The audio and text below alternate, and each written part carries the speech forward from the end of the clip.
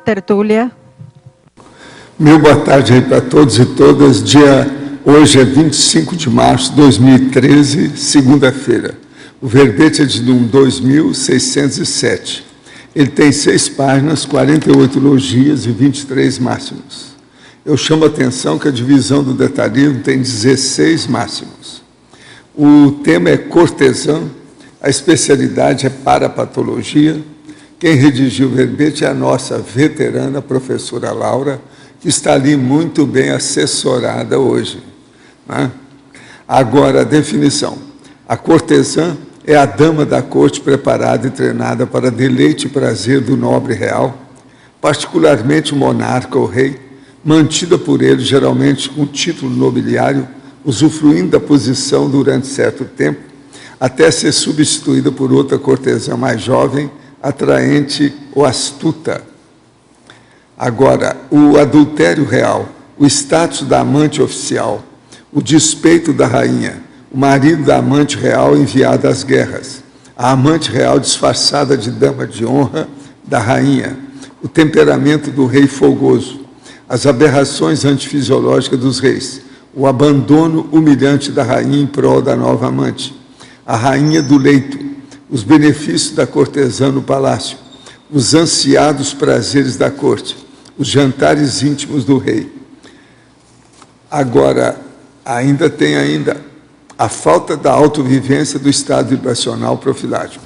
Eu chamo a atenção que a fatologia tem mais de 20 linhas.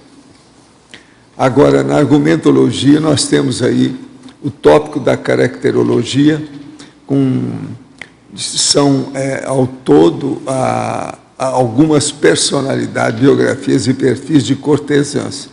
Então, ela dá um total de 10 aqui, que vale a pena ver. Cada uma delas e o que houve na vida dessa turma.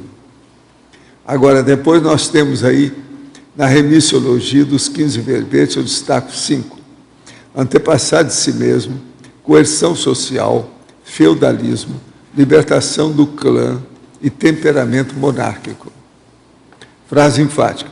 O estudo perfilológico da cortesã pode evocar lembranças na consciência disposta a ter autorretrocognições sadias, levando a reciclar possíveis vestígios do temperamento monárquico.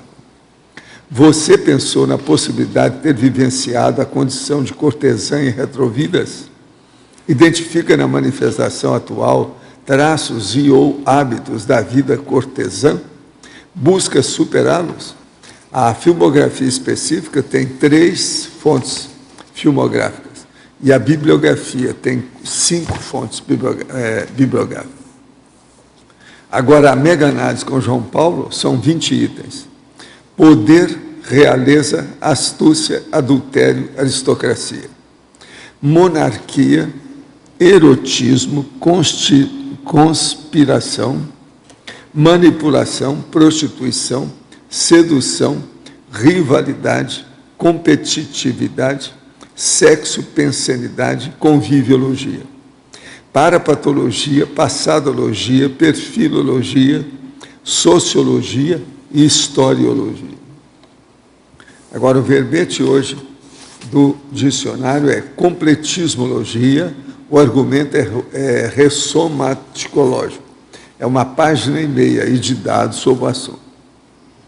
Agora, questionamento. No introdutório, imaturologia, página 39, o senhor escreveu sobre a inacabativa cronicificada causada pela imaturidade da juventude, são os pecadinhos da mocidade. Na época atual, com tantos estímulos onipresentes, contados online das redes sociais e distrações sem conta, não está havendo uma hiperdispersão da nossa juventude? Há formas profiláticas de se evitar esse fato desastroso? Olha, o problema é falar das pessoas aí, se conseguir convencer os jovens do que é a perda de tempo, que isso vai influir no restante da vida da pessoa. Então, desde a antiguidade, sempre se falou nisso. A pessoa, por exemplo, que desperdiça e que não cuidou da própria vida durante a adolescência, ela vai dessomar mais cedo e vai ter problema mais tarde. De modo que a gente tem que cuidar do negócio para não haver excesso. Agora, os excessos atuais piores são do tóxico. É uma verdadeira geração perdida que está indo embora por causa de crack e outras coisas. Isso é que é o mais difícil. Agora, o problema é conversar com a pessoa, uma hora que o jovem esteja mais ou menos tranquilo, falar com ele as verdades, para ele ponderar o que quer que se passe. O que é pré-Kundalini e qual a sua diferença da Kundalini? Quais suas ações sobre a ectoplasmia e de que maneira é melhor utilizá-la para a ectoplasmia? Não, o caso é o seguinte, pré-Kundalini a gente diz respeito àquele processo da energia que entra pela sola dos pés. Então é um problema dos pés, onde tem isso até chegar no sexo chakra. Então, como a pessoa vive tendo contato com os processos concretos, cheio de energia do próprio solo e os lugares que ela está, a pré-Kundalini tem seu valor muito sério. Agora, esse chakra secundário da planta dos pés, é o planto chakra, como nós chamamos, são 2 plantos chakra. Isso aí leva para a Kundalini, propriamente dita, que é o sexo chakra.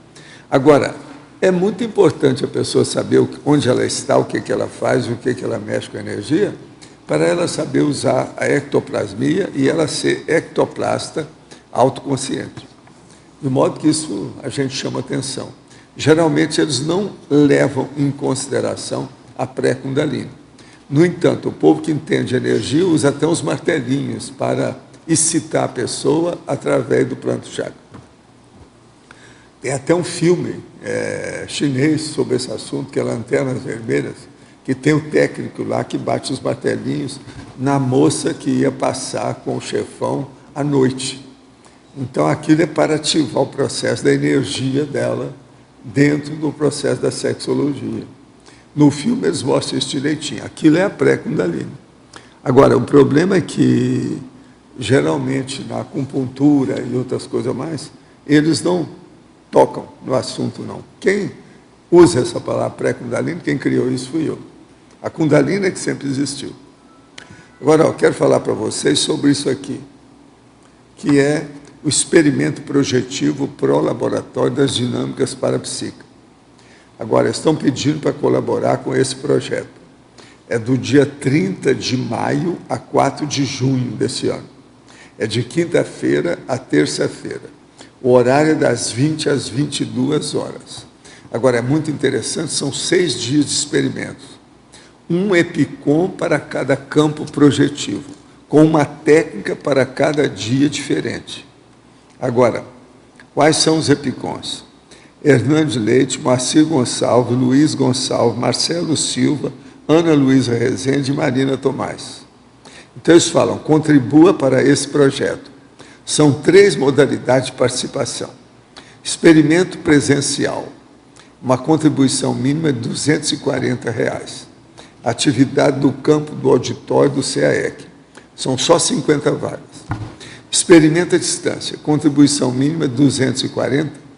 Aplicação de técnica projetiva na base física do próprio participante, nas mesmas datas e horários dos experimentos presenciais. E o terceiro, contribuinte, valor livre, não participante do evento, porém interessado em contribuir com qualquer valor para a construção do laboratório. Existe aqui, para colaborar, esse cartão que é entregue para a pessoa, para ela ver como é que ela faz para contribuir. É um cartão que acompanha.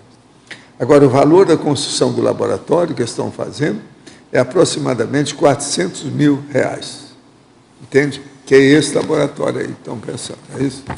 Agora, a sua contribuição será de inestimável valor para o desenvolvimento do parapsiquismo interassistencial dos compassageiros evolutivos pesquisadores da conscienciologia. Prática da interassistencialidade grupal rumo à desperticidade. Agora, tudo aqui, se a pessoa quiser ver, tem os dados aqui e o cartão também para ele entrar em contato. Aqui tem a conta do Banco do Brasil, como é que é, as informações, qualquer coisa com o professor Moacir, que está aí. Ele pode dar mais detalhes ainda daquilo que eu não falei. Agora eu entrego, então, a professora Laura a vocês. Tá certo? Laura. Pode falar. Laura, Jorge aqui Washington. na fatologia, a dieta espartana de Diana de Poitiers, né? O que vem a ser isso aí? Então, a Diana de Poitiers era uma das cortesãs do Luís XIV e ela tinha mais idade, do Henrique II, que era o marido da Catarina de Médici. E ela tinha mais idade que o próprio rei. De fato, ela era a própria preceptora do rei quando ele era pequeno, né? Mas eles se apaixonaram, né? E então ela tinha uma luta contra o tempo, porque ela queria se manter sempre jovem, porque ela, claro, tinha praticamente 17 anos mais de idade que o próprio rei. Então, a dieta espartana é comer pouco e comer mal, né? Então, ela se sometia a essa dieta espartana, comia muito pouco, ela tomava banhos gelados para manter o corpo sempre jovem, porque eles tinham essa ideia, né? Fazia muito exercício no ar livre e, enfim, tinha toda uma série de cuidados para sempre se manter mais ou menos bonita e bela para o rei.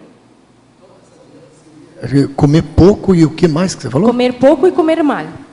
E comer? Mal. Mal? Tá, comer mal, entendi. E a outra coisa aqui é no final, Sim. Sobre a Madame Pompadour, Sim. que era condutora do exército. Como é que é essa história aí? Então, a Madame de Pompadour, ela é uma das cortesãs, se não a mais intelectualizada que eu encontrei dentro dessas biografias, né?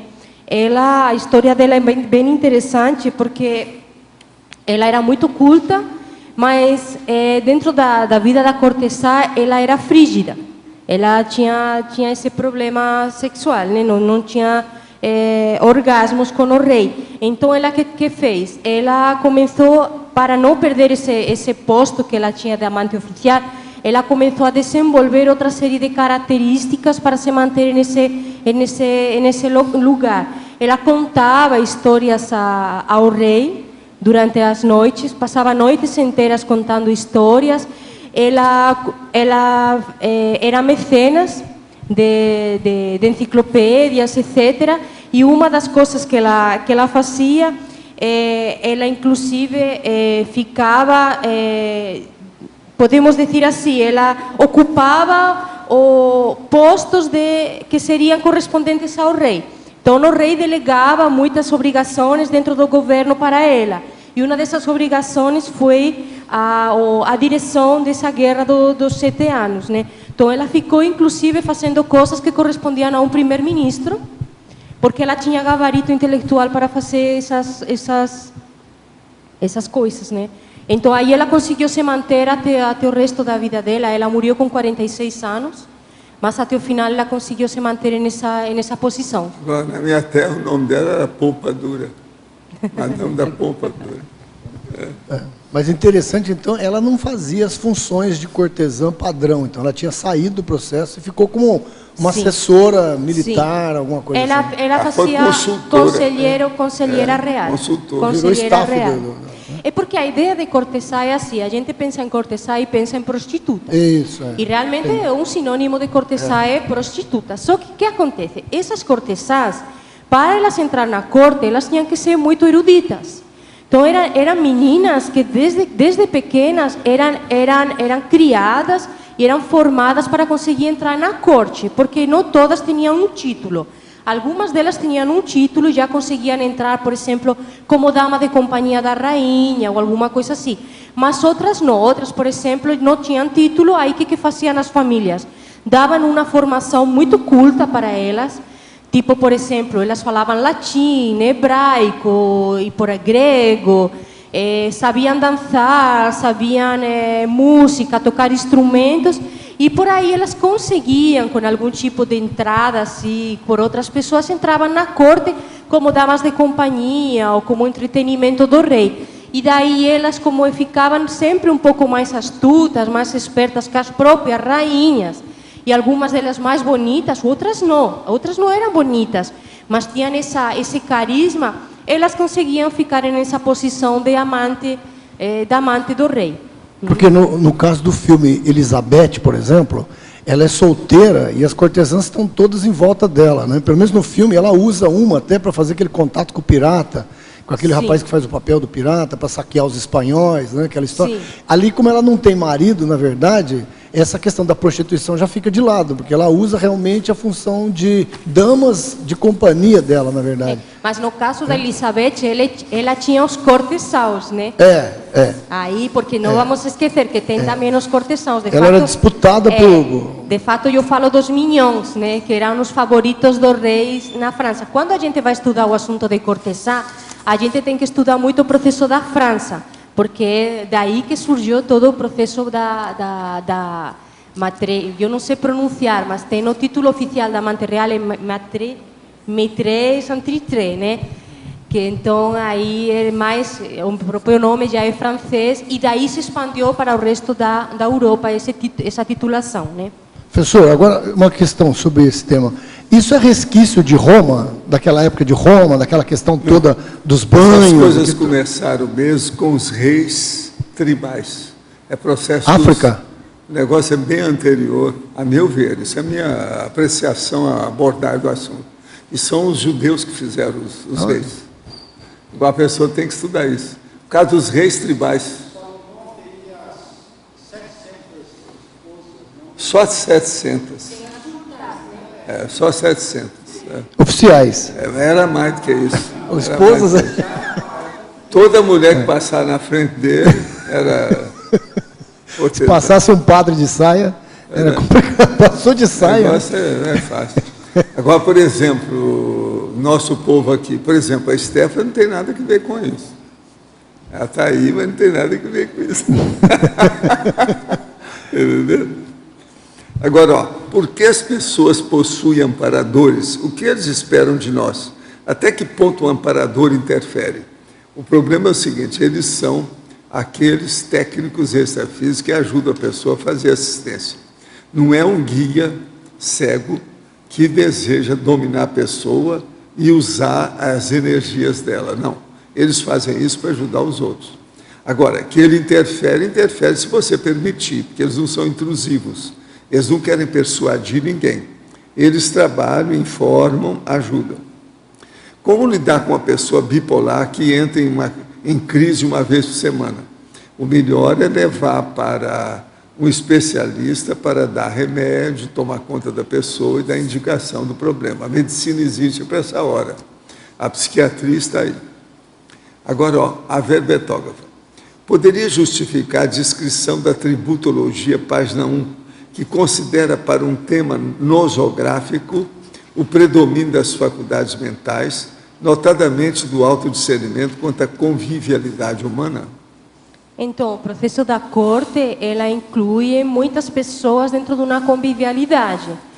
Eu estou chamando a atenção precisamente a uma convivialidade nosográfica, porque uma convivialidade basada na sexualidade, no poder, na ambição, na avareza, é uma convivialidade totalmente nosográfica. E eu chamo precisamente a atenção na tribologia a que se as pessoas conseguiram ter um predomínio dessas faculdades mentais, e notadamente de autodiscernimento na convivialidade, esse processo da corte não aconteceria de uma forma tão nosográfica. Esse é o motivo.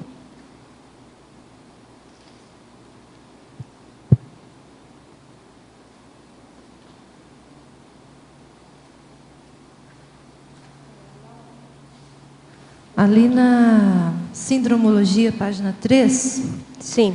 a última síndrome, quer dizer, a penúltima, a síndrome do histrionismo da cortesã bufônica. Você pode comentar? Dentro dessas biografias que eu andei estudando, tinha algumas cortesãs que elas eram mais histriônicas, chegando ao limite do bufão mesmo. Então, elas eram mais atrevidas. O que a gente entende por bufão? Temos, inclusive, um verbete sobre o bufão, né? Em que era aquele personagem da corte que falava as verdades para o rei.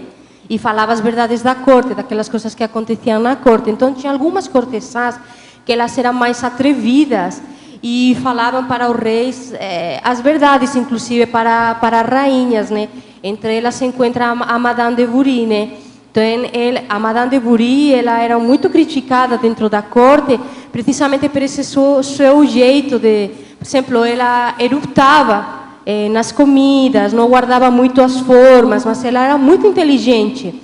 E foi isso que atraiu muito o rei, né, no caso que estava com ela. E ela chegava a ser um pouco até bufômica, porque ela, por exemplo, ela ridiculizava a rainha. Tinha, por exemplo, tem um episódio em que a rainha sai com a sua carruagem, todo majestuoso, e ela pega uma carruagem de burros, os animais, né, mais assim, feudalistas, né, no caso, que poderia ter nesse momento. E ela vai do lado da carruagem dela, fazendo um histrionismo ridículo, né?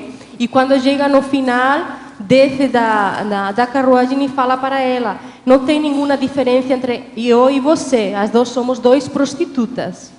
Então ela fazia essa série de episódios, né? E então aí eu coloquei esse histrionismo quase praticamente bufônico, né, dela. Tá. E uma curiosidade, ali na primeira página, na fatologia, está na 5ª linha, de cima para baixo. Aí você fala, não, mais embaixo, as valorizadas mãos longas da mulher.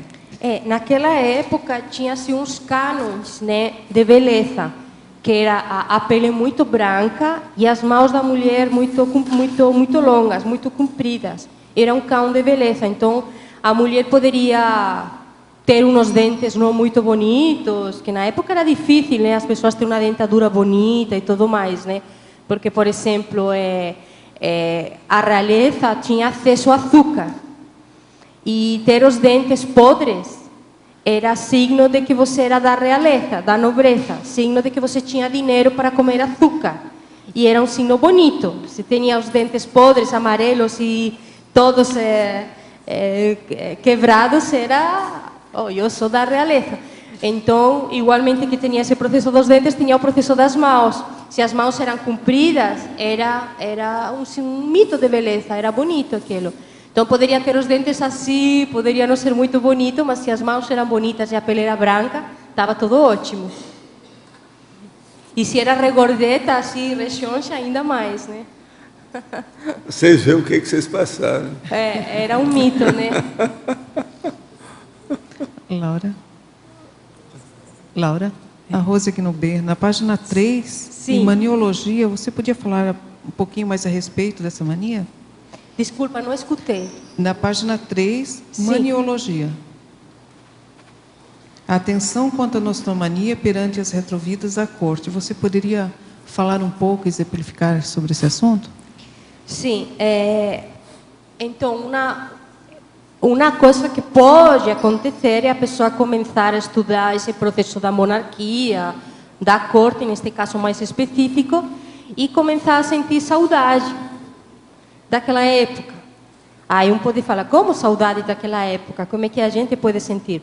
A gente pode sentir saudade das roupas, da acomodação, da mordomia. Então, essa é uma coisa que a gente tem que evitar quando a gente faz uma pesquisa desse tipo, né? Porque se você está fazendo uma pesquisa deste tipo, tem que ser uma pesquisa com alguma finalidade. A finalidade tem que ser a reciclagem de um temperamento, pelo menos no meu caso, sempre foi o meu foco. Primeiro, tentar ter retrocognição e, ao mesmo tempo, ter essa reciclagem do temperamento. Então, se a gente entra em um processo de nostomania, eu, por sorte, nunca aconteceu isso comigo, né? Eu devo estar bem, assim, como é que eu poderia dizer? Agora não sai a palavra, mas assim, bem, em espanhol seria escaldada, agora a palavra em português não consigo. Vacinada, né? Então, eu nunca senti essa nostomania, mas eu sei, conosco algumas pessoas que começaram a estudar estes assuntos e que se sentiram neste processo de nostomania. Então, eu estou chamando a atenção para isso, né? De criança, das meninas, né? Às vezes que gostam, principalmente da roupa. Das princesitas, né? Princesinhas, justamente.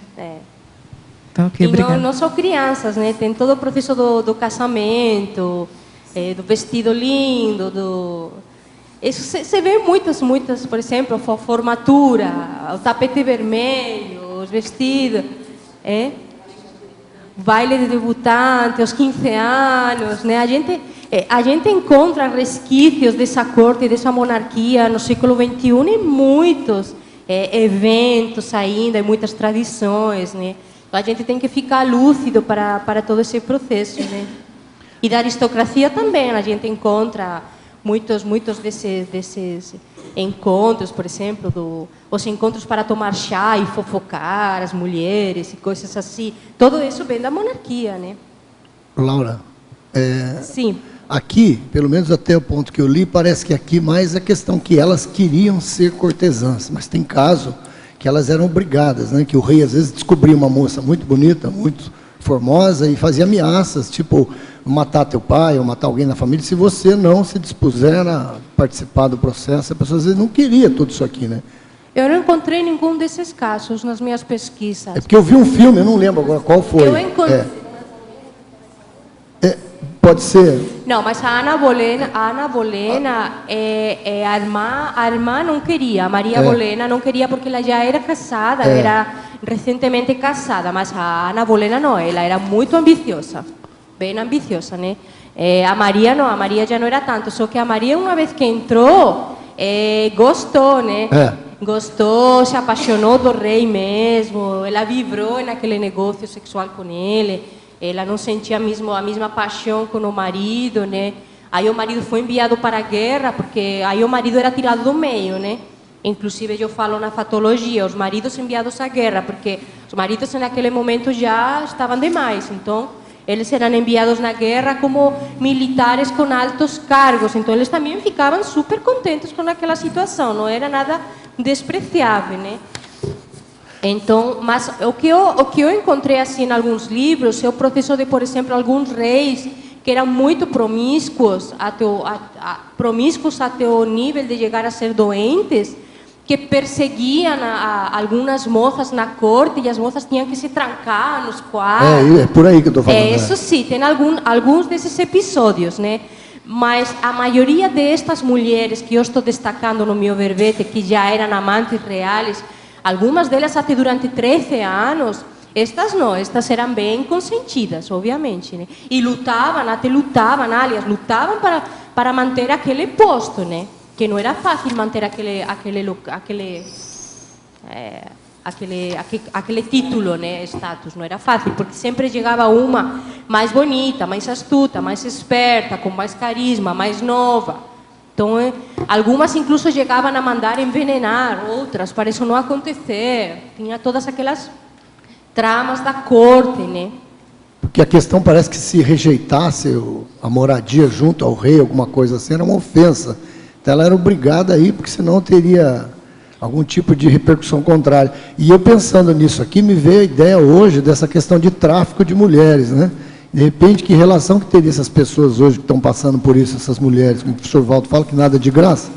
Essa questão de obrigar uma moça a participar como cortesã naquela época, e hoje a gente vê ainda existe a questão de tráfico de mulheres para prostituição em alguns países, até o caso da novela aí, que a mulher não quer ir, é levada na marra, é obrigada a prostituir. Esse teu discurso, a gente tem que ter um pouco de cuidado. Vou te falar por quê.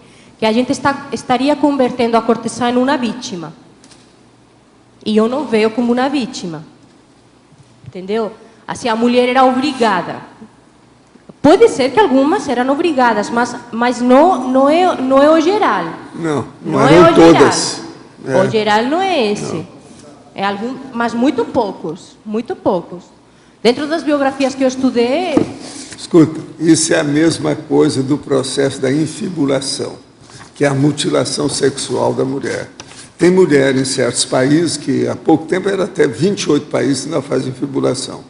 Tem mulheres jovens que elas mesmas procuram se mutilar, arranjar o técnico para fazer aquilo, que é o morrel. Agora, por quê? Porque é o único jeito dela alcançar status naquela sociedade. Então, isso tudo a gente tem que dar desconto. Nem sempre a pessoa é vítima. A verbetógrafa poderia falar mais da relação entre os artistas e as cortesãs nos processos de pintura na realeza?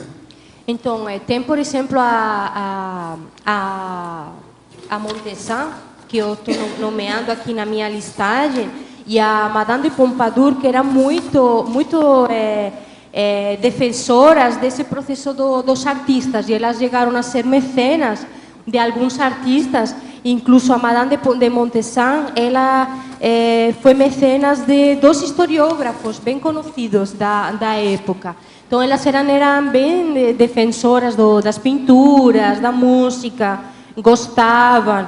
Algumas vezes elas chegavam a intelectualizar mais os reis nesses aspectos musicais e artísticos que eles não eram tanto como elas, né? Então tem uma relação, sim. No verbete do DAC, página 40, adendo, sinergismologia, poderia comentar?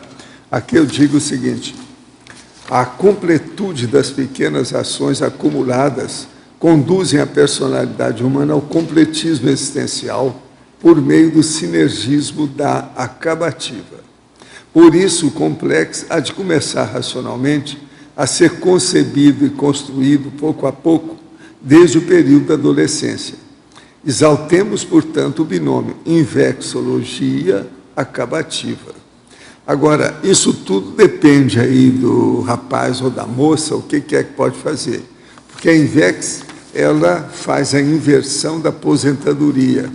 A pessoa não fica esperando a aposentadoria para fazer assistência aos outros. Ela começa já na adolescência. Isso aí muda totalmente o destino da pessoa e também a valorização da vida dela. Outro aqui, professor, considerando o verbete de hoje do dicionário, existe alguma conquista prioritária inversora existencial que indica êxito na acabativa da fase preparatória, sinalizando a boa marcha batida rumo ao completismo existencial na fase executiva? Eu acho que aí nós temos que considerar 2 coisas, ou se você quiser até 3. A primeira delas é que na fase preparatória, a pessoa, o rapaz ou a moça, já tem um diploma da sua profissão. Segundo, que já criou uma dupla evolutiva. Terceiro, que ele já é, ou ela já é, tenepsista. Isso aí já abre um caminho muito maior para a consecução da PROEX, para o inversor. Vale a pena pensar nessas 3 coisas: profissão, duplismo e tenepsismo.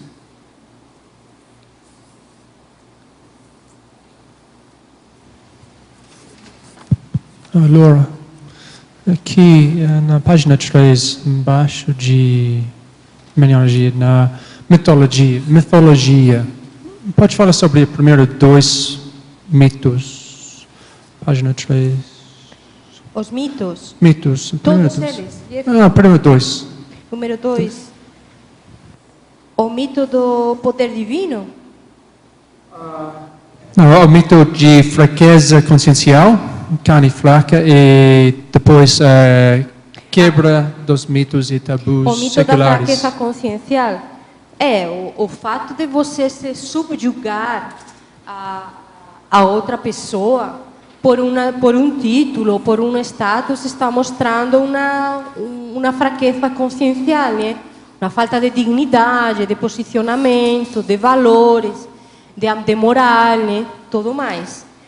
E carne fraca no sentido também de você não está valorizando o seu corpo, né? Não está dando valor para o corpo. E no caso dos reis promíscuos ou das mulheres promíscuas, também é a carne fraca, porque você está se rendendo ao sexo, né? Ao prazer pelo prazer, né?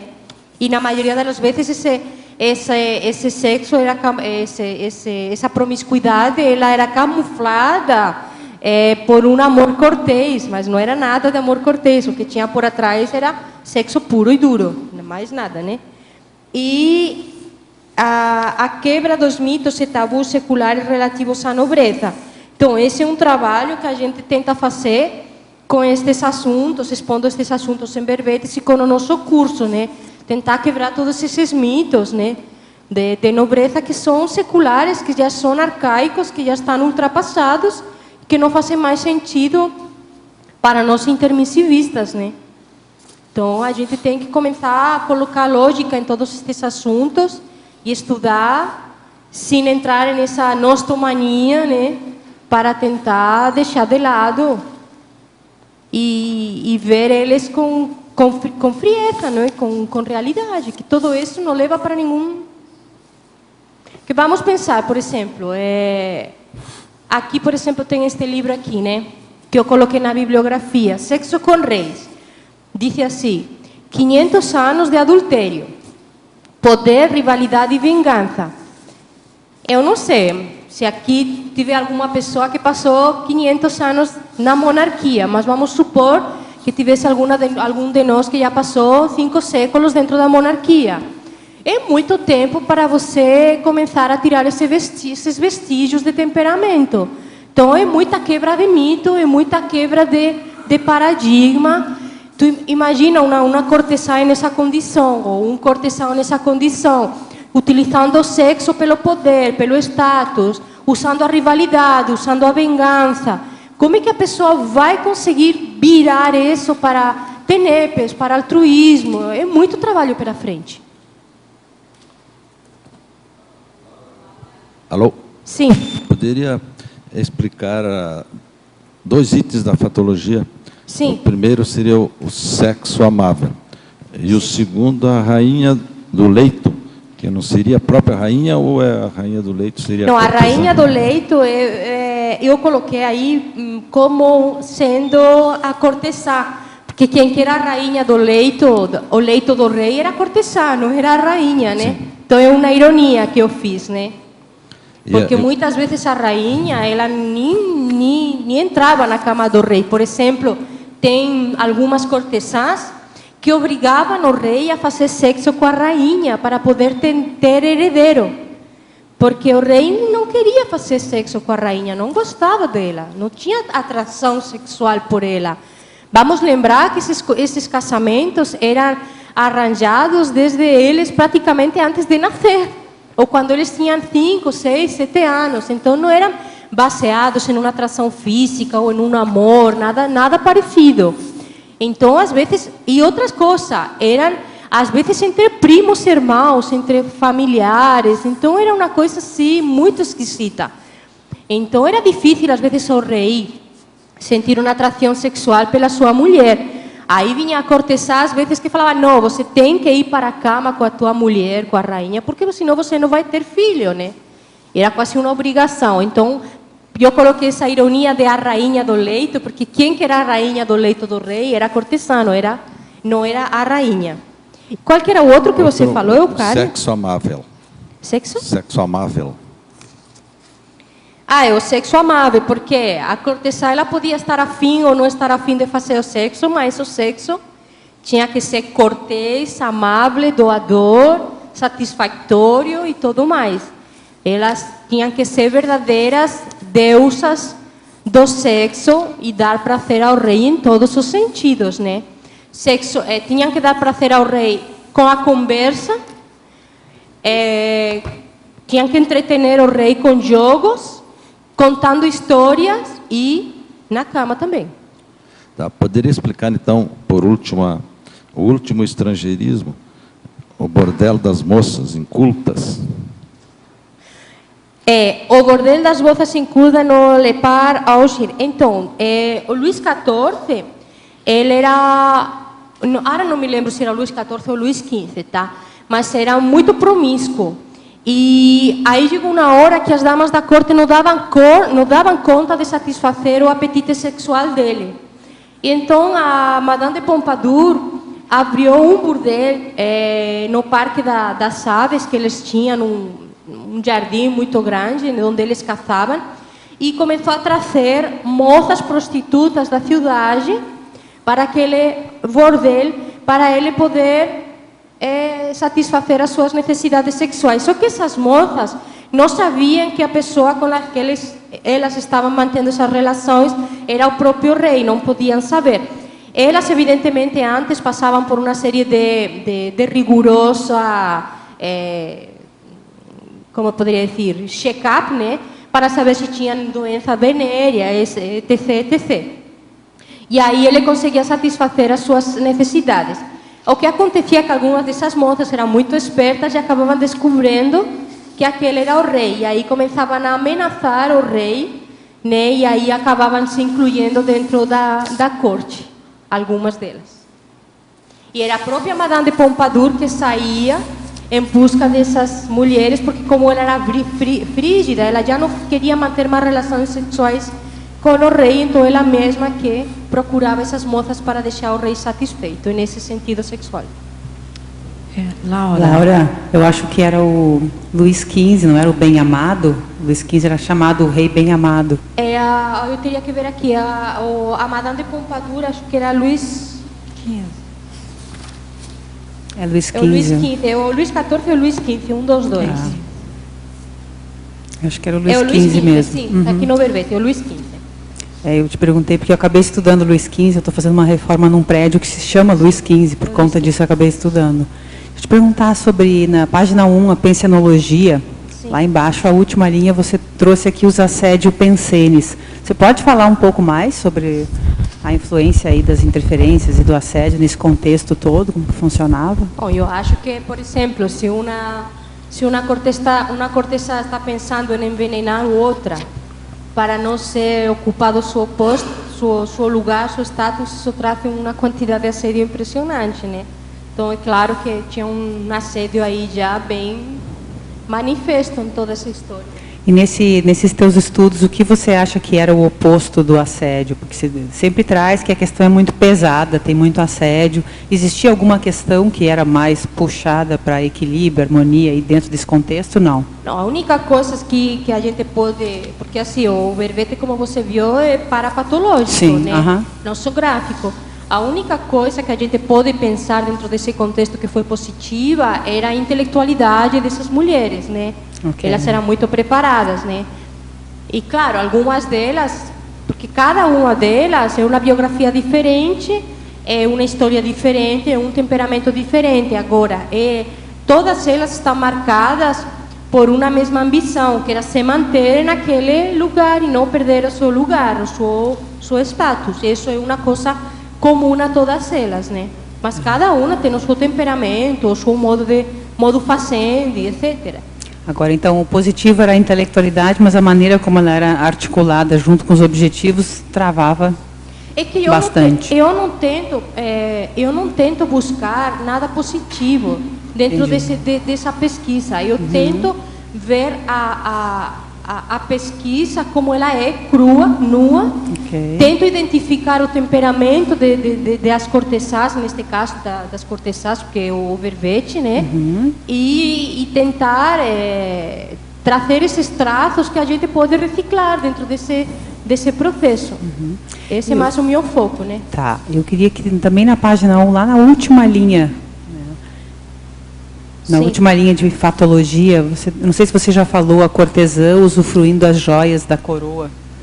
Depois não falei. Cortesã podendo obrigar o rei a cumprir os deveres conjugais. A cortesã, ela normalmente, ela ganhava do rei o título de duquesa, o título de... Coloquei aqui... coloquei na fatologia... Deixa-me procurar aqui. Eram 2 títulos que ela conseguia. Condessa, duquesa, algum que outro castelo e, às vezes, algumas delas chegavam a conseguir as joias da coroa, que eram da rainha, mas eram tiradas da rainha e passadas para a própria cortesã. Então, isso aí era o máximo que, por exemplo, a Diana de Poitiers conseguiu isso. Só que aconteceu quando o rei morreu, a Catarina de Medici pegou as joias de volta, né? E ela teve que sair do palácio, no caso, e tudo mais. Então, ela perdeu tudo. Então, durante a vida do rei, elas conseguiam, assim, ter tudo, mas depois, dificilmente elas conseguiam manter, né? Ou elas iam para o convento, ou elas eram exiliadas. Algumas, por exemplo, como a Madame de Bory, que já pegou a Revolução Francesa, foi guilhotinada. A Ana Bolena, que virou rainha consorte, também foi guilhotinada. Então, assim... Obrigada. Durava pouco. Laura. Sim. Tânia Guimarães.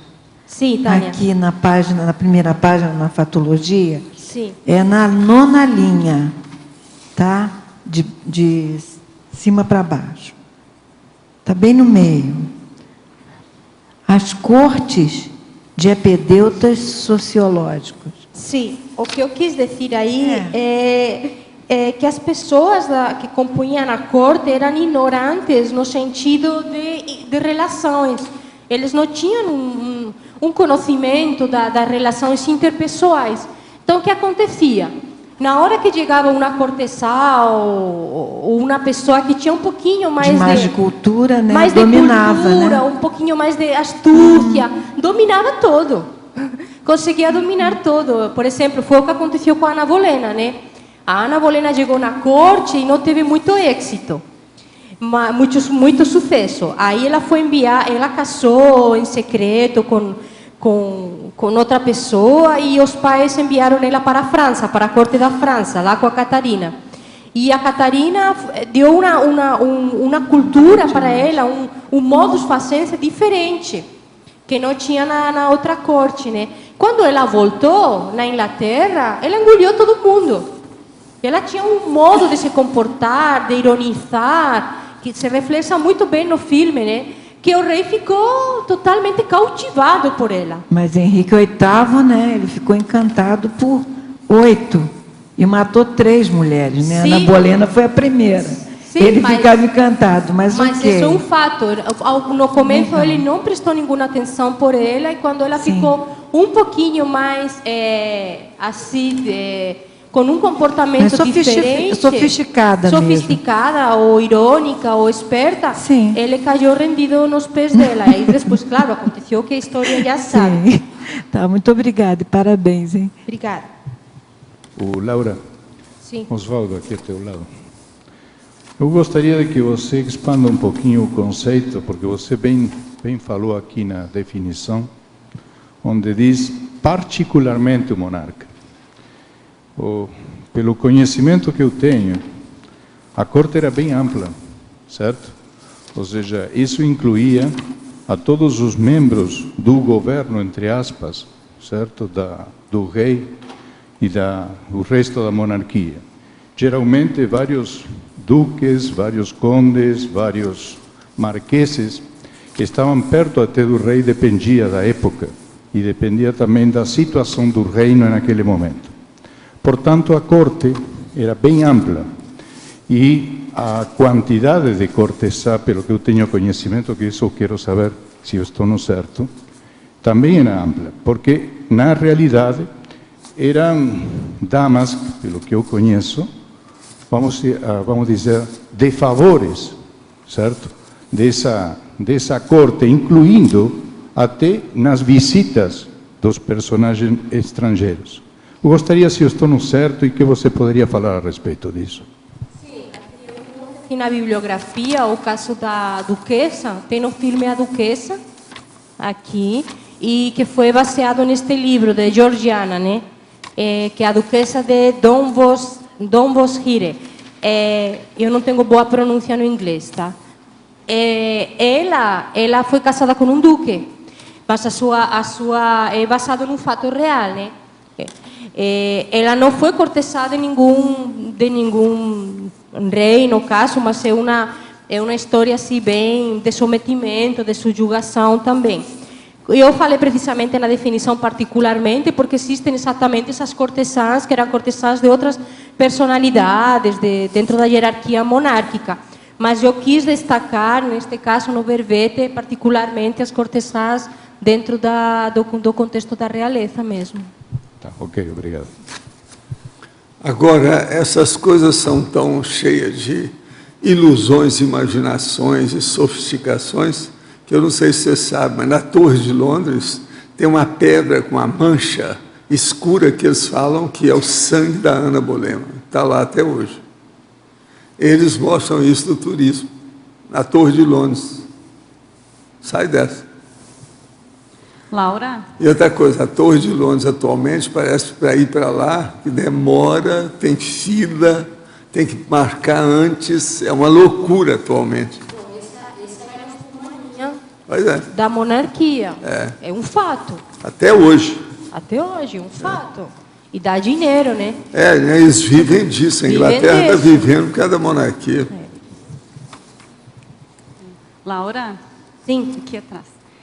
Que traços de temperamento você identifica que uma intermissivista que já foi cortesã ainda pode manter nos dias de hoje?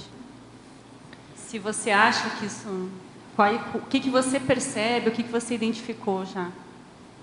Bom, na verdade, assim, eu assim, colocando-me como cobaia, eu não me identifiquei muito nesse papel de cortesã. Eu me identifico muito nesse papel da corte, mas mais fazendo esse tipo politiqueiro, conselheiro, me identifico mais nesse papel. Mas também não sei se fui ou não. Você está falando dos intrigantes. E eu me identifico mais em isso. Esse que era o nome, das intrigas. Eu me identifico mais em isso, mas posso estar errada, posso ter sido cortesã também, não sei, não faço ideia, mas não me identifiquei muito. Mas o que eu vejo nesse processo, por exemplo, essa questão de manter o status, essa questão do poder, das coisas materiais, o apego às coisas materiais, isso era muito forte. Então, por exemplo, um intermissivista poderia ter esse apego, por exemplo, ainda às coisas materiais. Vamos supor, a pessoa trabalha ainda demais para manter uma certa posição, um certo status ainda na sociedade, poderia ser um resquício disso ainda. Dá mais valor ainda para o trabalho que para fazer um verbete, ou dá mais valor ainda ter uma casa muito bonita e muito bem arranjada, e não pensa tanto nessa casa mais preparada como máquina para trabalhar, como o professor Valdo diz, mais funcional. Dá mais valor, às vezes, para o social, para sair muito, fazer muita vida social, que ficar mais em casa, mais reflexivo, trabalhando mais. Também não estou falando que a pessoa não tem que sair. Eu estou só falando assim, essas coisas são muito sutis, a pessoa que tem que identificar. Mas esse temperamento, ele é tão chamativo que se a gente vai assim, desfiando, pode encontrar ainda algum desses traços. Me conta, desse processo todo da monarquia, o que tinha de bom? Quem é que era gente que era boa lá dentro? Boa? Porque 90%, né? Quem é que era os 10%? Tinha a Aragonesa, que era boa, o São Luís, que o Pedro estuda também. Tinha alguns bufões que eram bons. Sim. Tinha algumas damas de companhia que tentavam ajudar a Aya. A Aya bastante também. Agora, os lacaios... O Valdo, a burguesia nasceu lá dentro, né? A burguesia nasceu lá dentro. Foi. É filha. Agora, os conselheiros intelectuais têm alguns bastante interessantes também. Mas a maioria eram llenos de manipulação, llenos de interesses também. E tinha muito militarismo dentro disso. Sim. Ou seja, justamente o negócio de conquista era fundamental naquele momento. Tem, por exemplo, na Espanha... Agora, você vê que o povo todo ainda está muito envolvido nisso. A maior prova recente é o processo do Downton Abbey, que é a abadia Downton lá, que é o seriado de Londres. O seriado agora parece que vão fazer a 4ª temporada. Já estão fazendo. E é um sucesso. Sim, maior As sucesso. 3 primeiras, por exemplo, tinha 6, 7, 9... Prêmio Ondas. Pois é, episódios. Cada um tem 58 minutos. Agora, são os melhores atores que existem na Terra, são esses da Inglaterra. Esse outro traço, Laura, que levando as coisas no limite, que aparece muito, é justamente a relação entre as famosas festas da monarquia com a discoteca noturna, né? Está justamente, muitas coisas estão totalmente relacionadas em diversas épocas, ou seja, uma atraindo para aqui, né? Sim, o que eu falei, que tem vários eventos na nossa sociedade que remetem a todos esses processos da corte, porque era muita futilidade. Orgia, comida, era isso que a gente fazia. Por exemplo, respondendo ainda à pergunta da Fabiana, tem isso aí, por exemplo, a pessoa muito acomodada, porque a cortesã, ela era servida o tempo todo, ela não fazia nada, não trabalhava, então a gente pode identificar ainda esse traço do ser servido. Eu me lembro uma vez que uma pessoa falou para mim, eu não me identifico com a monarquia, agora que eu gosto de ser servido, eu gosto. né? Então, olha aí, um tracinho bem simples, bem futil aí, né? Então, assim, são essas pequenas coisas. Ter perguntado, tem alguém para te dar banho? Para porque lá havia isso tudo, né? Tem a pessoa para dar o banho, tinha o cara para acertar a gravata, para colocar as coisas. No Downton sale o valete, né? O valete. Que ele tira as cozinhas. Tira a roupa, professor, joga a roupa. O lacaio de um lado, o valete do outro, o mordomo do outro, o aio do outro, o chofer do outro, que é uma coisa muito séria. Sim. Tem, por lá exemplo, no Downton Abbey, o chofer acabou casando com a Sylvie, a filha mais jovem. Agora, o senhor falou das intrigas, né? O termo que a gente vê é fofocas da corte. E isso atravessava continente, porque o cara estava, por exemplo, aqui no Brasil, ele queria saber o que estava acontecendo em Portugal, quais são as novas. Quais são as últimas fofocas da corte? Vinha a caravela, vinha um navio lá, o cara trouxe notícias. São as intrigas da corte. Mas nós também temos aqui as nossas fofocas. Não, aonde tem gente, tem intriga. Quem vai morrer? Onde aparece uma multidão, para mim, 3 pessoas já é multidão. Já tem fofoca. Agora, se for mulher, tem mega fofoca. 3 mulheres já tem mega fofoca. É muita coisa. Agora, o que eu acho interessante... Caso do Laringo Chácara. Cabeleireiro, então, professor? Não, sabe onde que isso aí é só para firmar o ponto. É o point. Entende como é que é? Outra coisa é point, que já às vezes chamam. Agora, o que eu acho interessante, Valdo, é a gente pensar que a pessoa que fez curso intermissivo, que já foi cortesã, ela teve que fazer algum giro em algum momento, alguma coisa que virou, mudou. Não, tem uma hora que acontece o gargalo, né? Então aí vem a definição da pessoa e aí muda. É o turning point. Às vezes tem. Agora, por exemplo, essa nossa turma aqui, de modo geral, são todos atualmente, assim, light, né? Não tem mais ninguém durão, hard na história. Não há mais profissionais, são todos apenas amadores. Entende? Agora, tem muita gente dessa época. Por que que tem? Tem um motivo. É que a cultura era da monarquia, era do feudalismo. Aqui nós não vamos encontrar o que restou da plebe, não, é da monarquia. Mas, por exemplo, Valdo, dessa minha listagem que eu coloquei aí, que são as cortesãs mais representativas da história, não é possível que nenhum... Assim, tem poucas possibilidades de alguma delas ter feito um curso intermissivo, né? Nem tanto, vai devagar com andou. Pois é isso que eu queria entender tem muitas, mais. É o seguinte, tem muitas que ficou registrado na história uma condição que não corresponde ao temperamento da pessoa. Porque essas coisas, da mais mulher, é aquilo que a gente chama do elusivo. Há muita coisa camuflada que não aparece do jeito que é. Eu não ponho aquilo que eu falo, não ponho a mão na cumbuca para nada disso. Tudo é possível. E pelo que eu sei das coisas que eu já vi em matéria de personalidade consecutiva, aqui nós temos sim. Tem gente que já passou por lá. Eu não estou falando nada. Eu vi a Stephanie, não tem nada a ver com isso. Ela é outra coisa. Ela não tem nada dessa turma. Eu não entendi qual é a minha relação, mas... Pois é. Mas que ela tem. Descobrir, mas até agora eu não cheguei. Não. Você já pensou na sua condição de consultor da monarquia? Pois é, pensa por aí. A gente não pode pensar no passado como sendo do mesmo sexo do corpo atual. Tem que pensar em outras coisas. Você é companheira antiga aqui, um monte de gente, e companheiro antigo também, um monte de gente aqui. Eu te falei desde que você chegou com aquelas ideias todas, porque ela tem percepção dessas coisas, sabe como é que é.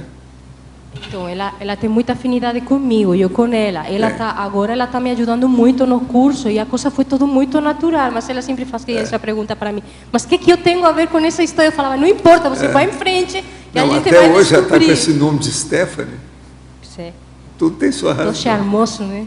Não, e o sobrenome dela ainda é mais charmoso. É dessa turma. Viu, pô? Não, eu falava para ela, é impossível a gente ter essa afinidade e você não ser da monarquia, porque... me ajudando assim tanto no curso, tão involucrada com tudo, né? Aqui nós temos várias, fica firme, não tem nada não. Agora, aqui tem rainha, Tem princesa, tudo ex-princesa, ex-rainha, está tudo aí. Outra coisa, é a turma de elders, são os elders, é o que sobrou, não tem outra saída. Professor, em nosso caminho evolutivo, à medida que nós nos depuramos, nossos sentimentos também tornam-se mais puros? É lógico. Pode-se afirmar que quanto mais evoluída uma pessoa é, mais essa pessoa vivencia o amor afetivo puro, ou as pessoas menos evoluídas também possuem esse sentimento puro. Não, o que nós chamamos é aquilo lá do memorando. Autotransafetividade. Olha lá embaixo que você vai ver o que é. Também pode-se dizer que se a pessoa é promíscua, ela ainda tem um lado animal exacerbado e não consegue vivenciar o amor afetivo único. Gostaria que o senhor falasse sobre o assunto. É lógico que é. O negócio nosso é a transafetividade. Agora, a transafetividade já não tem mais a poligamia, tem a monogamia, que a pessoa faz, que é aquilo que nós chamamos do duplismo. Então, isso é muito sério. A pessoa, aquilo que na gíria chama de pessoa galinha, essa aí ainda está muito enrolada com os processos do passado dela. Então, para melhorar isso, tem que ter a fraternidade, a mega fraternidade com a interassistencialidade da pessoa. Agora, a verbetógrafa poderia comentar os 2 últimos trinômios da página 3, o trinômio sexo com reis, rivalidade entre cortesãs, envenenamentos. E o trinômio preguiça, covardia, acomodação?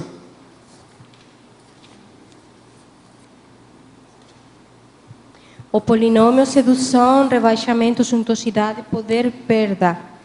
Então, a cortesã ela começava seduzindo o rei, aí ela tinha que se subjugar, fazer um rebaixamento às necessidades do rei, manter a suntuosidade, né, para ter esse carisma, essa sedução. E daí depois ela tinha o poder e depois vinha a síndrome do ostracismo, a perda, né? Que ela nunca conseguia se manter aí até... Mas olha, o que eu estou querendo saber é sexo com reis, rivalidade entre cortesãos e envenenamento, que é a parte trágica do negócio. Ah, tá. Bom, aí tinha o sexo com reis, sempre tinha uma rivalidade entre as cortesãs, porque todas queriam entrar na cama do monarca, né? Algumas envenenavam e algumas envenenavam outras. Quando elas ficavam sabendo que o rei tinha atração por alguma outra cortesã, às vezes mandavam colocar um pouquinho de veneno até conseguir tirar a mulher do meio. A outra é o trinômio, preguiça, covardia, acomodação. Isso aí, esse trinômio ainda existe até hoje, muita gente que eu conheço. Pois é, é justamente o que eu acabei de falar, né? Que a cortesã, como qualquer pessoa da nobreza, ela era servida, então entrava naquela mordomia, naquela rotina de não fazer nada com a sua vida e aquela vidinha de não fazer nada, do dolce far niente, né? Professor, o senhor faz algum comparativo também com a situação toda com Hollywood? Tem muito tipo de cortesã ali do pessoal, né, de Los Angeles, algumas mulheres que ficam gravitando ali, que ficam numa situação semelhante, não fica, não? Aonde? Hollywood. Não, Hollywood é muito difícil. Hollywood é a demonstração maior do que sobrou em matéria de exposição fajuta, camuflada, disfarçada, eufemística e, vamos dizer, propagandística dos processos do feudalismo e da monarquia. O ambiente é muito pesado nesse lugar. Muita ostentação. É igualzinho, por exemplo, o ambiente, por exemplo, dos desfiles de moda, o ambiente, por exemplo, dos bastidores de televisão, o ambiente, por exemplo, dos estúdios cinematográficos. Não, ali Beverly Hills, aquelas casas ali são verdadeiros castelos, né? Não, é mais do que isso. Lá, os caras nada de pensar, porque é coisa De melhor do ouro. que castelo. Castelo não presta. A maioria dos castelos não tinha um banheiro, pensa bem como De é ouro, que é isso. é. Pois é, uma coisa terrível. Agora, lá em Hollywood, não, tem coisa. Eu sempre conto aquela história do nosso amigo lá, que eu andei tratando de gente da família. Então, quando eu fui para o Hawaii, em Honolulu, junto com os americanos, eles deram a chave e pediram para o caseiro para abrir a mansão dele para a gente ficar lá. A hora que eu entrei, eu quis sair, mas não deu, pelo seguinte, Havia tanta coisa dentro da casa que eu fiquei com medo de quebrar alguma coisa. Cada coisa é mais cara do que a outra. Só os bibelôs que havia por todo lado é coisa de mulher, né? Agora, os vitrais da casa, eu nunca vi vitrais tão bonitos como aquele em igreja nenhuma. Agora, essa casa é numa das ruas Granfina lá de Honolulu, você está entendendo? Então eu fiquei ansioso para cair fora, para não quebrar nada. Você ia subir uma escada, tinha coisa que você podia bater. Eu sou um pouco mais alto que o normal, eu acho que todo aquele povo, tudo era baixinho, que fizeram aquela casa, porque tinha um negócio todo dado. Eu falei assim, gente, eu estou parecendo um macaco na casa de louça. Se não tiver cuidado, a gente quebra as coisas. Agora, sair de lá o mais depressa possível, para não quebrar nada. Mas tudo caro, de alto nível, muito mais sério do que castelo. Agora, uma senhora mansão. Os vitrais eram impressionantes, todo mundo ficava impressionado com aquilo. A hora que entrava também o sol no vitral, dá os efeitos, impressionante aquilo tudo. Eu nunca tinha dado valor para vitral. Lá eu dei. As casas não são térreas, eles fazem aquela escada, estilo mesmo. Pois é, não, essa mansão lá é desse jeito. Essa mansão fica perto de outra que foi feita pelo Kaiser. O Kaiser é o seguinte, ele se apaixonou pela mulher dele e a mulher gostava de tudo cor-de-rosa. Então ele começou a fazer casa no mundo inteiro, cor-de-rosa, em homenagem à memória da mulher que ele era apaixonado e ela morreu. E lá, perto dessa mansão, tem uma das casas do Kaiser. Eu fui lá para ver, a mansão que nós tivemos é muito superior ao palacete que o Kaiser fez. Isso tudo lá no Hawaii. Agora, que relação que o senhor faz esse contexto, por exemplo, do John Kennedy, Jaqueline Onassis e o Onassis? Porque o Onassis, ele era um cara que também tinha... A Jaqueline, lá, o processo dela é o seguinte, quando morreu, ela foi amante do cara que ficou na presidência. Não foi ele, foi antes dele. Foi como é que chama? Lyndon Johnson. Então, ela foi, na verdade, mulher de 2 presidentes dos Estados Unidos. Então, só faltava arranjar o cara que era o mais rico do mundo. Pois é. A irmã dela, que era a Condessa Rachel, é que tinha ligação que ela tinha sido amante do Onassis. Então, passou a irmã para ele. Aí ela falou assim, não, mas eu só casando, nós vamos fazer um contrato. Contrato bilionário. Fez um contrato, então, para casar com ele. Tudo de caso pensado. Ela já fez, no fim da vida, divide o dinheiro. Porque aí tem um embrólio todo até da Marilyn Monroe com o John Kennedy, que é mais um estilo de cortesã também. Ela era call girl, o negócio já vinha lá de Hollywood. Lá eu vi isso tudo, como é que é. Geralmente as call girls são as mais bonitas que tem, as mais sexy, sabe? São as boazudinhas, como eles chamam lá. Agora, muitas dessas são novinhas, são starlets, estão começando aí. São essas que entram de cama em cama, como eles falam, a verdade é essa. Então, isso aí é uma vergonha. Até hoje ainda tem muita coisa. Agora, esse Onassis... Agora, você sabe, a cultura americana... Eles são mais assim, tem mais disfarçatez do que a gente, né? Agora, são tudo cara de pau. O brasileiro não é tanto assim, não. O brasileiro fala mais as coisas reais. Lá não, é muita hipocrisia, todo lado. O senhor sabe alguma coisa da vida passada desse Onassis? Ele foi rei? Do Onassis? Foi rei, foi imperador, foi alguma coisa? Não, o Onassis ele tinha uma capacidade empreendedora. Os big shots que mexiam com o processo mercantil, né? O Brasil mesmo teve um. Depois eu até tratei dele, tive contato com ele, tudo. Que ele tinha também... são os caras que mexiam com navio, a parte Companhia mercante. das Índias Orientais, aquele período ali, não? Agora o brasileiro também teve um, né?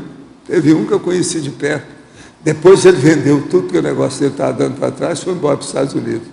Anos depois, quando eu vou lá, que eles me pedem para ver o povo com energia, quando eu vejo o homem estava lá. Entendeu? Ele tinha aqui... uma empresa de navegação chamada Jerome. Já viu falar nisso? Não. Ele era o cara. Tinha todo dado. Agora, o que se passa? Quando eu estava no meu consultório, a filha dele, que era muito bonita, e tinha uma colega dela. Eu tratei uma delas, então elas me pediram para entrar lá para ajudar o pai da moça bonita, a filha dele. Eu cheguei uma manhã e fui lá encontrar com o cara. Encontrei e falei assim, olha, sua filha que me pediu, junto com a fulana, que eu conheço, que é minha amiga, me pediram para vir aqui para ajudar o senhor, se o senhor precisa de alguma coisa. O que é que eu posso entrar na sua diretoria para ajudar o senhor? Mas o homem estava cheio de problema e eu vi o ambiente que aquilo ia dar tudo para trás. Então, o que eu fiz? Caí fora, dei umas desculpas qualquer, cheguei para a filha dele e falei assim, ó, seu pai vai ter que fechar as empresas, que isso aí não dá certo. O ambiente lá é negativo, não dá mais nada. Eu falei, meses depois aconteceu tudo que eu disse, ninguém estava esperando aquilo quando eu disse. Ele fez isso e depois foi embora para os Estados Unidos, deixou o Brasil. Anos depois, eu chego, ele já estava já de uma certa idade, quando eu vejo era o homem na minha frente. Aí eu falei com ele, você não lembra de mim, que eu estive no seu consultório, no seu escritório, uma manhã, e a sua filha mandou, que eu era amigo dela? Ele não lembrava mais nada. Agora, tudo isso é o povo que mexe com navios. Você está entendendo? Eu trabalhei com alguns dessa turma, porque nos Estados Unidos eles queriam que eu fosse intérprete e médico de navio transatlântico dos grandões da América President Lines. Devido ao meu sotaque, as coisas todas de conhecer vários países, aquele negócio todo. Então era o máximo que eles queriam. Então fizeram tudo para ver se me seduzia para eu entrar na América President Lines, mas eu caí fora. E a filha dele parece que casou com um brasileiro, né, do Onassis, né? Foi. A Tina. Foi. Não, essa aí, a do Onassis foi. Ela, o cara da Argentina, de vez em quando ela está no Brasil, porque ela é doida com cavalo. A turma lá, ela ficou viciada em hípica. Então ela sabe, da hípica, com o negócio todo, participa de competição, dá até prêmio com o problema dela. E o rapaz brasileiro quase não aparece. O nome dela é Atina. Atina? Atina Onassis. Tudo isso tem. Agora, o caso aí mais sério é que a Jaqueline Onassis casou com ele com um contrato, tipo americano. É tudo fabuloso. Mas o que eu estou fazendo a relação é que ela, obviamente, tem uma relação com a nobreza, a Jaqueline. Porque se ela está ali próxima, sempre do poder... Sim, mas ela tinha problema, ela tomava remédio, teve processo de depressão, uma opção de coisa. Para mim, ela tinha algum processo cerebral. A gente falava isso, uma vez eu falei isso nos Estados Unidos, então apareceu um médico e confirmou que eles também suspeitavam disso. Pelo seguinte, ela tinha os olhos mais separados. Você olha depois da fotografia, ela não é normal. Por exemplo, você não tem os olhos tão separados igual ela. Aquilo, às vezes, tem pessoas assim que prejudica o processo, que é o problema oftalmológico. Do jeito que o estrabismo também prejudica. Agora, o dela é a separação dos olhos. A simetria. Ela tem a separação maior. Pode olhar. É o problema da simetria, não é a coisa simétrica. Não, o problema é a separação que dá alteração na decussação das pirâmides, que chama isso. Porque o negócio de olho, você sabe que vira, né? O esquerdo para a direita, lá dentro, tem um cruzamento. Isso aí, com a separação da alteração. Então, ela devia ter alguma coisa na cabeça desse jeito. Eu vou te contar, uma vez eu tentei ver se encontrava com ela, que eles falavam que ela estaria no Central Park há tantas horas. Mas eu não tive tempo de ir lá, na ocasião, que eu queria para ver pessoalmente como é que era. Entende? Isso foi mais ou menos na época do Onassis, que ela estava para casar, porque a condessa lá, a irmã dela, a Reisel, que era um pouco prostituta, etc., é que arranjou o casamento. Que ela era a namorada do Onassis, a irmã. É isso que eles contavam lá nos Estados Unidos mesmo, todo mundo sabia disso, na ocasião. Agora, o caso dessa ocasião é que ela ia aparecer no Central Park. Entende? Agora, ela era uma mulher, vamos dizer, de personalidade, de força presencial, muito maior do que a própria irmã dela. Agora, a irmã parece que chegou a ser condessa, a tal Radziwill, que é o nome dela. Então está dentro do processo mesmo, então tem razão de ser, né? A família, ela está dentro do processo da nobreza, a irmã... Não, a irmã já era, né, dentro do processo todo. Bem enrolada com isso.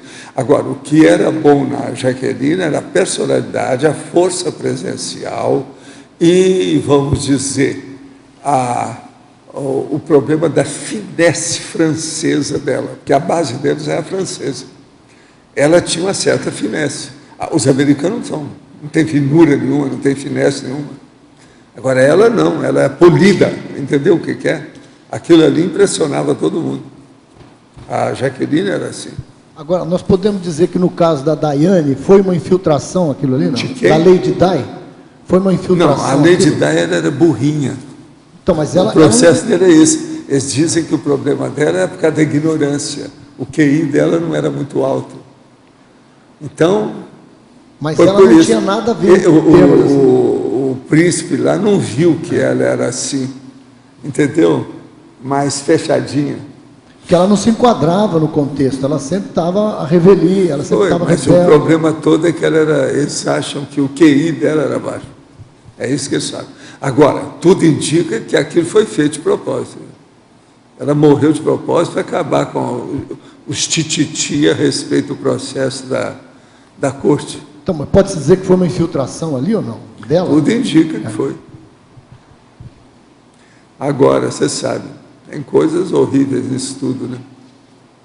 E a Inglaterra, a pior coisa da Inglaterra atualmente que eu acho não é isso não. É o problema deles agora, está deixando aquele negócio desenvolver verdadeiras empresas, instituições a favor, por exemplo, da pedofilia. Para onde nós vamos desse jeito? Já pensou amanhã vocês acharem que a pedofilia é uma coisa normal? Como é que vão ficar as crianças que nascem por aí? Agora veja, isso vindo da Inglaterra, já tem umas 6 instituições sobre isso. O negócio não é fácil. E outra coisa, já tem gente advogando, político advogando a defesa dos pedófilos, com o negócio todo do jeito que é. Agora, isso tudo começou devido a esses processos homossexuais, né? Eu tinha falado que um dia, se esse negócio continuar desse jeito, eles vão abençoar os genocidas. Então, nós vamos ter monumento na praça do cara que matou bilhões. É bem possível que tenha. A loucura que eles estão fazendo aí vai chegar nisso. Como é que fica? Até pouco tempo na Índia o estupro era tolerável, né? Agora estão pegando no pé do pessoal lá e achavam que era normal. A mulher estava disponível, estuprava, tanto que era 8, 6, 7 que estavam fazendo aqueles negócios.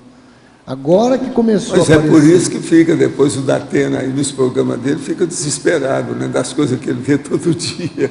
Faz 15 anos que ele vive falando essas coisas, ninguém toma providência no Brasil. Está só piorando. Vamos ver para onde vai tudo isso.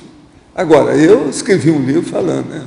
Homo sapiens reurbanizados, que as conservas estão chegando. Então, a gente está vendo que esse povo está chegando aí.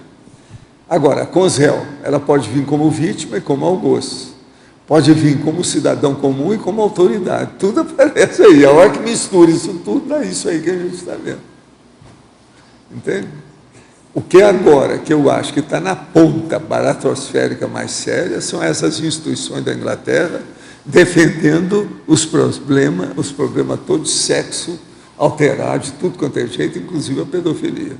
Não, pensa só nisso. Isso aí eu não esperava tão cedo, é uma loucura esse negócio. Já teve gente que trouxe o material todo aí para mim, o que eles estão falando, a pessoa assustadíssima com isso. O que eu tenho pena é das crianças, principalmente de menina. Como é que vai ser? Como é que vai ser isso amanhã? Porque eu sempre vi esse negócio de pedofilia, desde a minha infância eu vi as coisas na minha terra de muita gente. Eu não tive nada a ver com isso, mas vi com muita gente como é que era.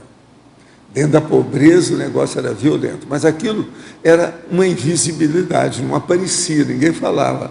Agora, hoje não. Já há um bom percentual de notificação dos fatos.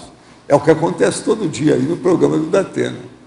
Então, para onde vai isso, se amanhã já tem a turma que vai começar a defender esse povo? Tudo indica, pelas coisas que a gente estudou, que eu estudei em medicina, na psiquiatria, tudo isso, o pedófilo não tem conserto. Enquanto ele tem aquele corpo, ele vai ser daquele jeito. Então, como é que fica isso? Por isso que os pedófilos ficam olhando playground, o lugar que aparece criança, fica de olho naquilo. Eu morava perto, lá em Ipanema, perto da General Osório, que é uma praça. Lá tinha um período que tinha um playground funcionando. Eu ia para lá e via esse povo tudo de olho na meninada. Tudo lá. Isso é Ipanema. É verdadeiro predador, né? O negócio é fácil, eu olhar e falar, isso tudo aí é um perigo esse povo todo, porque tem de tudo, né? Agora, vamos ver o que tem, vamos ver se alguém lá na Inglaterra vai aparecer para dar um contra nisso, ver se tem racionalidade, se tem lógica, se vão ponderar a respeito do assunto, porque do jeito que está, eu não sei como é que está na internet, se essas coisas já apareceram lá, com os nomes das instituições, o negócio todo, mas vale a pena ver. O processo é assustador. Os negócios material que eu vi é de assustar. Já que o verbete remete à monarquia, poderia confirmar a informação da Rainha Isabel de Portugal, depois de ter ressomado, sendo Elizabeth de Perrance, e a mesma ainda está no extrafísico? Eu não sei de nada disso, eu ia com você, ó. O negócio, o verbete é com você. Bom, se o professor Valdo não confirma, quem que eu sou? Não, você sabe das coisas. Eu não sou ninguém. É. Mas agora aqui, ó, professora Laura, através dos seus estudos e conhecimento da história espanhola, quais mulheres monarcas de Espanha você classificaria com maior intelectualidade e que valeria a pena estudar como hipótese de ter feito curso intermissivo nos dias de hoje? Quem?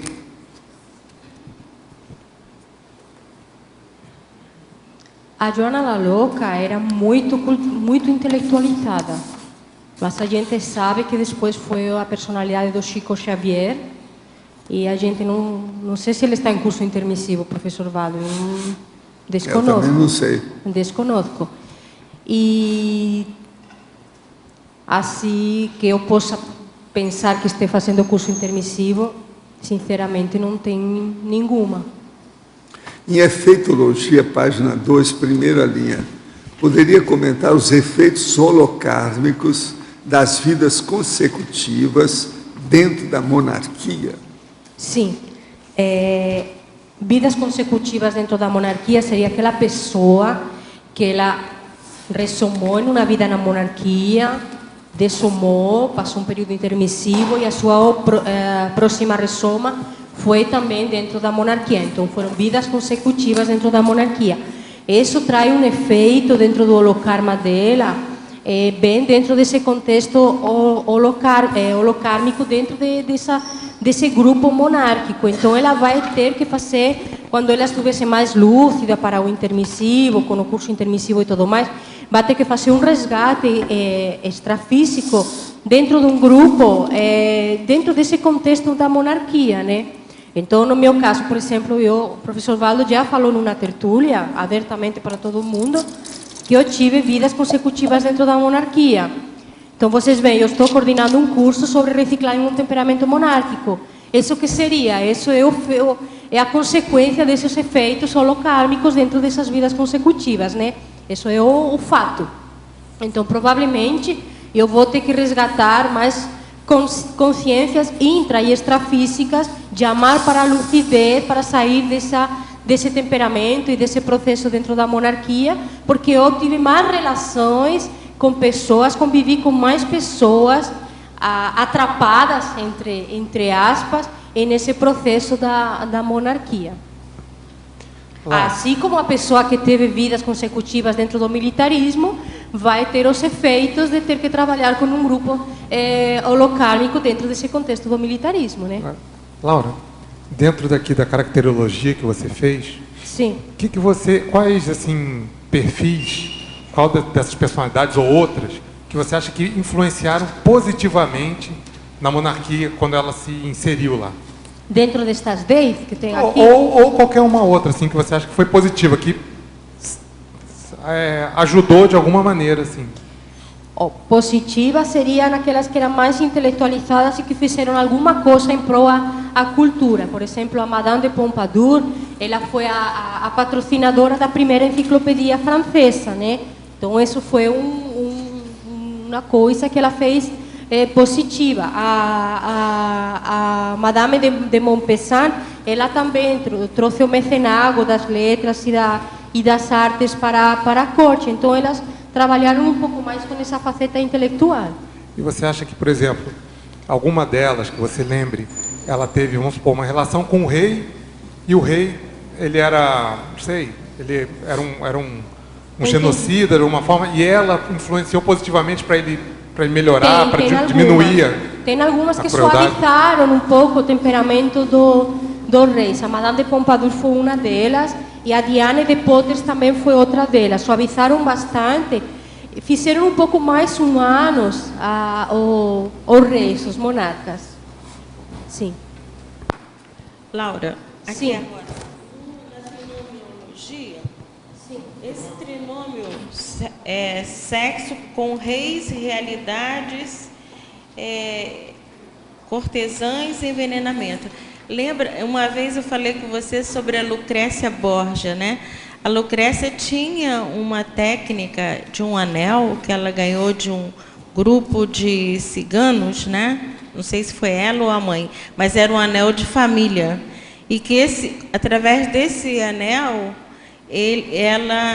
a família envenenavam várias pessoas. Havia esse processo do veneno através de uma composição química que havia dentro do anel. Eu não sei se isso também foi passado para outros reinados, mas da família Borgia era uma técnica. Bom, a técnica do envenenamento, na verdade, a grande escola foi a escola Medici, né? E daí foi passando para os Borgia, mas a raiz foi dos Medici. Era uma prática comum. Por isso que você pode ver alguns filmes onde as comidas sempre eram testadas antes por uma covaja, antes de entrar na boca de qualquer monarca, né? Aí se a covaja não morria, aí o rei podia comer a comida, né? E havia muita ignorância sobre o processo médico, fisiológico, da saúde humana. Tinha o então isso tapeava todo mundo.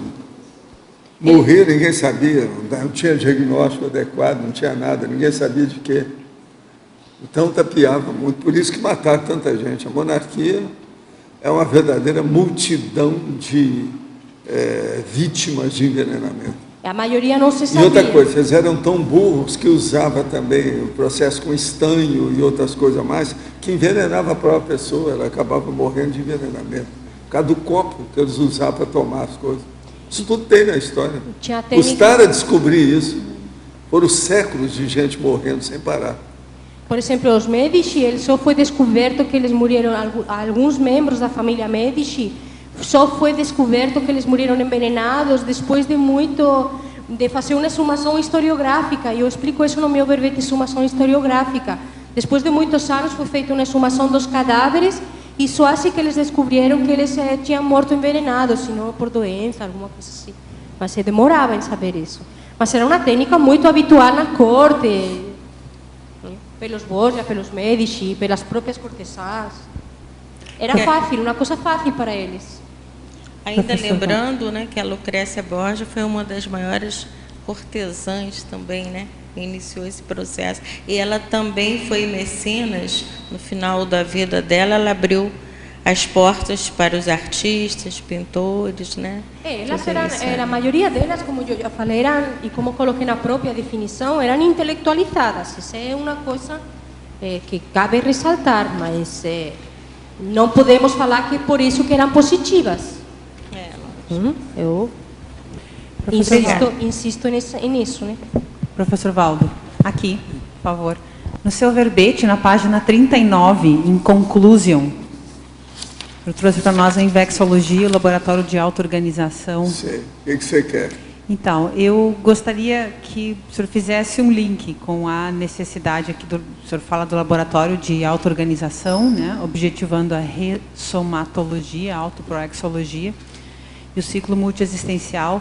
Eu queria que o senhor fizesse uma associação disso com a necessidade da organização, até de comportamento, como se fosse um refinamento do comportamento, aproveitando o tema da Laura, porque para a pessoa, até para a pessoa fazer assistência, exige que ela tenha um refinamento de comportamento. Todo mundo precisa do processo de organização, né? Isso. É a disciplina da vida. Sem isso, ninguém caminha, não. O processo de deixar a vida do jeito que ela é, deixar tudo espontâneo, a pessoa vai continua sendo o que ela é, quer dizer, um vegetal, ela não melhora. Então tem que fazer, mas tem que levar essa disciplina, essa organização para o sistema, a sistemática. Agora você veja, o povo tem muita superstição a respeito dessas coisas todas. Como assim? A minha terra, na infância, eles chamavam uma pessoa que tinha sistema, uma pessoa de sistemática. Aquela pessoa que era sistemática era mal vista. Eles achavam que ela era doida. No entanto, era a pessoa mais matematicamente organizada, tudo certo. Eles não gostavam disso. Então havia muita ideia da arte. A arte, então, é, vamos dizer, a pessoa ter anarquia. A sua imaginação manda em você. Isso tudo é que tem que acabar. Então, a hora que coloca disciplina, organização, a arte diminui. A arte está muito ligada ao processo do psicossoma. Já o problema da organização é o autodiscernimento do mental soma. Muda tudo. Então, o processo da monarquia é tudo baseado em emoção. Por isso que teve excesso de sexualidade, excesso de morticínio. Tem rei desse aí que você sabe, que matava assim adoidado. Todo dia tinha gente que mandava matar. Como é que fica? Fora os doidos mesmo, aqueles totais, igual aquele cara lá do castelo, que empalava todo mundo, deixava atrás das paredes e mandava construir um negócio com o cadáver lá dentro. O cara vivo, às vezes. Eles fechavam o cara vivo lá para ele morrer. Tudo isso. Então, como é que fica? E outra coisa, e as torres do castelo? Que colocava o povo lá, com ferro, tudo preso lá, até o cara morrer e virar cadáver. Deixava o cara, depois de muito tempo, eles apareciam lá, encontrava só os ossos. As ratazanas tinham comido o sujeito. Isso tudo bem. Valdo, mas então, essa sistematização que o senhor trouxe aqui com relação à auto-organização é uma sistematização de todos os pontos trazidos para o mental soma, todas as áreas. E dentro do problema mental somático, que possa fazer a abrangência da vida toda da pessoa em todas as áreas. É assim que tem a disciplina maior. É o que a gente tenta fazer na vida. O senhor acha que poderia ser, aí, trazendo o link com o verbete da Laura, esse refinamento de comportamento poderia ser uma herança positiva daquela época ou não? Não, porque eles fizeram aquilo, mas era tudo na base aristocrática. O refinamento aristocrático, ele é totalmente baratrosférico. Você ainda não viu essa série que os ingleses fizeram, né? Dalton Abbey, quer dizer, Abadia Dalton. Vale a pena ver isso. Eles já estão na 3ª temporada que eles fizeram, está todo mundo estudando para ver as tolices imensas que era a aristocracia, o que era feudalismo, monarquia, você vê tudo ali dentro. Então, por exemplo, essa abadia era um negócio maior que um castelo, grandão, cheio de torre, aquela coisa toda. E lá dentro tinha a parte dos aristocratas, propriamente dita, e a turma dos criados. Então aquilo é que organizava. Todos os episódios são baseados no convívio das intrigas entre os aristocratas, entre os criados e entre os aristocratas e criados. E entre o povo de fora. Tem os 4 tipos de intriga. E aquilo, todos os episódios baseados naquilo. Então o que acontecia? Agora, todo mundo visando o processo para mostrar o que é aristocracia. Então, a hora que falou que tinha um fim de semana, eu falei, o que é isso? Porque na aristocracia eles não sabiam disso. Aí aparece o fulano e eles falam, não, ele tem o título tal. Eu falei assim, não, mas ele não trabalha, não falaram que ele trabalha. Quer dizer, não podia trabalhar o aristocrata. Você está entendendo? E aí eles vão mostrando o negócio todo. É terrível o negócio, para mostrar a realidade, as bobagens que tem. Agora, quem dirigia aquilo, devido à herança, era um conde. O conde, então, é que ministrava as coisas todas. Agora, tudo começa quando o Titanic, quer dizer, o Titanic, afundou e morreu uma das pessoas que era herdeiro. Então, a hora que morreu, aquilo ficou para uma das mulheres. Mas a mulher não podia herdar, tinha que passar para um homem. Então, começa a intriga toda por causa de dinheiro. A aristocracia era assim. Agora, isso é da Belle Époque. E o Titanic, quer dizer, o Titanic, e aqui começa o negócio, começou tudo por ali. Agora ali vem dando a situação, as coisas todas que tem, uns brigando com os outros, os temperamentos errados de uma coisa com outra. Agora aquilo tudo, a corte era aquilo mesmo. Eles mostram a realidade do jeito que era o processo da aristocracia. Agora o feudalismo já era assim, a monarquia era assim, a aristocracia propriamente dita é assim. E hoje, ainda na Inglaterra, ainda tem muita gente daquele jeito. Então, o seriado agora, a GNT vai começar a passar o seriado. Chama Downton Abbey. Abbey quer dizer abadia. Okay. Downton. É Downton em inglês. D-O-W-N-T-O-N. Downton. Entende? Ok, vou dar uma olhada. Obrigada. Professor, vamos aproveitar ali na página 39, em Premissum, Perdologia. Dá para explanar um pouquinho mais aí sobre a maturidade da terceira idade biológica, concluímos exemplarmente as ações a partir da completude lúcida. Entre imaturidade juvenil e maturidade adulta, permanecem em muitas existências as perdas mais relevantes da vida intrafísica. A consciência deixa de concluir as ações por ainda não se fixar no megafoco do interesse em desenvolvimento. Assim, ela desperdiça energias, tempo, oportunidade e as companhias evolutivas. Tal atitude pode ser a pior consequência patológica da imaturidade da consciência quando ela é dispersiva. Isso é que nós chamamos de megaperdologia. Quer dizer, é a perda. Tem certas pessoas que não sabem mexer com a perda, não sabem conviver com isso. E é o que nós estamos, então, explorando aqui nesse tópico, é o processo da perdologia. Agora, o completismo é quando a pessoa ela completa de uma maneira satisfatória a programação existencial dela. Ela veio aqui para fazer isso e ela conseguiu alcançar de uma maneira satisfatória aquele desiderato, aquele fim, aquela finalidade, aquele objetivo. Então, isso é que nós estamos querendo expor aqui na situação do completismo.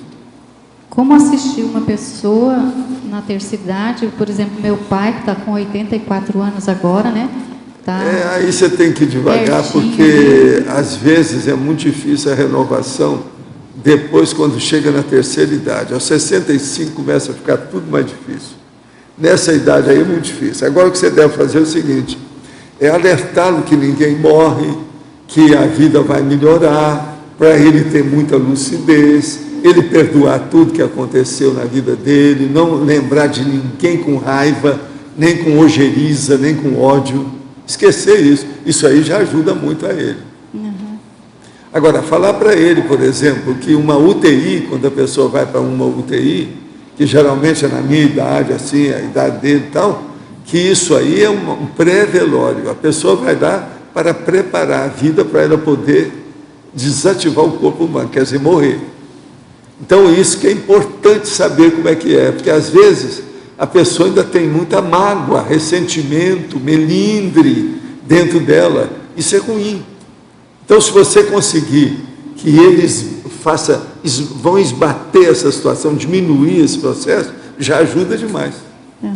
Agora, querer que ele mude de uma hora para outra, esqueça, porque vai ser muito difícil. Não, isso a gente sabe, né? Depois dessa idade é muito difícil mesmo, ainda mais a que aí é tarde. Isso tinha que ser feito lá pelos 50 anos, você ainda tem alguma esperança de melhorar, mas depois disso, começa a piorar tudo. Muito difícil. Obrigada. Laura, qual é a diferença entre o lacaio e a dama de companhia? A dama de companhia, ela tinha um lugar privilegiado.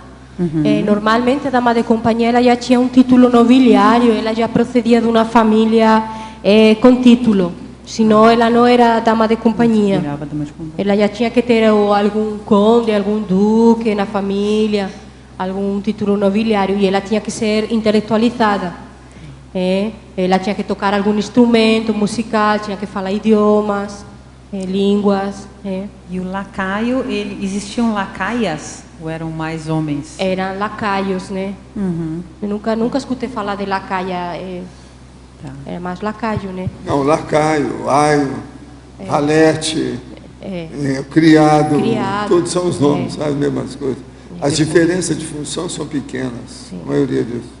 E a dama de companhia, ela tinha os privilégios de vestir a rainha ou a princesa. Ela que colocava... Nessa série você pode entender esse pouco, tem todos esses personagens. Isso era um privilégio, era o maior privilégio, era poder entrar no aposento da rainha e vestir, inclusive dormir dentro do aposento.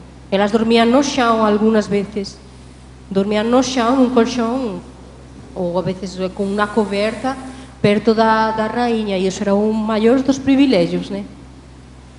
De uma certa forma, então, às vezes até algumas diaristas podem também, ou pessoas que também têm alguma relação, né, podem estar vivendo... Eu chamo muito atenção, né? Eu chamei a atenção no meu verbete do temperamento monárquico sobre como é a nossa relação hoje com a nossa diarista, precisamente por isso, que às vezes nós vamos encontrar alguns resquícios disso aí. Com certeza. Obrigada. E tem a escravidão, né? Sim. É preciso colocar aí também a escravidão, que a gente não falou aqui. Na página 2, efeitologia. É ótimo efeito você acabar de falar sobre temperamento monárquico. Pode falar mais sobre esse temperamento e depois sobre os efeitos positivos da reciclagem. Na página 2. E a última, efeitologia, a última... Os efeitos positivos na reciclagem. Sempre que você faz uma reciclagem, os efeitos são... A reciclagem você já está mudando para alguma coisa ele mais... Ele já está mudando a reciclagem. Melhor, você né? viu? Ele pronunciou monárquico. Perfeito. Que bom. Quem sabe? Mas isso também pode explicar mais sobre o temperamento monárquico. Você já viu meu verbete do temperamento monárquico? Jeff, você já leu meu verbete de temperamento monárquico? Então começa por aí, então. Tem uma listagem no verbete de temperamento monárquico de 20 itens de traços do temperamento monárquico, como arrogância, orgulho, vanidade, etc. Soberbia. Então, no finalzinho tem assim, se você respondeu, você identificou que você pode ter um 50% ou 51% desses traços, você pode considerar que você tem um temperamento monárquico. E aí tem o curso da reciclagem do temperamento monárquico, e justamente nós tentamos, através do levantamento de biografias e através do levantamento historiográfico, a pessoa identificar se ela tem esse temperamento e mostrar quais são os caminhos e a terapêutica para fazer essa reciclagem, que é muito séria, porque realmente o intermissivista, que ainda tem esse temperamento monárquico muito arraigado, é muito difícil conseguir cumprir a proexis, porque esses traços, eles atrapalham muito. Por exemplo, se você é uma pessoa que faz acepção de pessoas, como você vai fazer tenepes? Uma coisa contradiz totalmente a outra. Então, a pessoa tem curso intermissivo, mas ela ainda faz acepção de pessoas a causa desse temperamento monárquico, porque ela ainda é nariz empinada, porque ela cresceu nessa monarquia, ela tem que trabalhar isso aí. Então, essa reciclagem, ela só vai trazer benefícios, porque a pessoa vai ficar liberada, porque a pessoa às vezes está muito lúcida desse traço e ela não consegue reciclar. Então, esse estudo, essa pesquisa ajuda nessa reciclagem muito. É assim, muito valiosa.